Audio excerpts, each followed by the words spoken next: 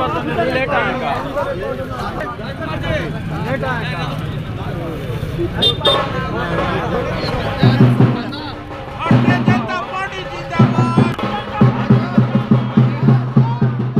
यात्रा के लिए बहुत हर्ष का दिन है, क्योंकि केंद्र सरकार जो रेल का सपना चतरा का था उसका पूरा करने के लिए केंद्रीय बजट में जगह दिया है और राशि आवंटित किया है।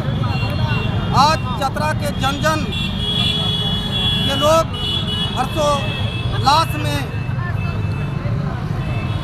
समय बिता रहे हैं और भारतीय जनता पार्टी के सभी कार्यकर्ता केंद्र सरकार के प्रधानमंत्री आदरणीय नरेंद्र मोदी जी, वित्त मंत्री सीतारमण जी और अपने आदरणीय सांसद सुनील सिंह जी को आभार प्रकट कर रहे हैं कि और साथ ही रेल मंत्री जी का भी आभार प्रकट कर रहे हैं कि चतरा का चिर परीक्षित जो मांग था वह सपना को पूरा किया जा रहा है।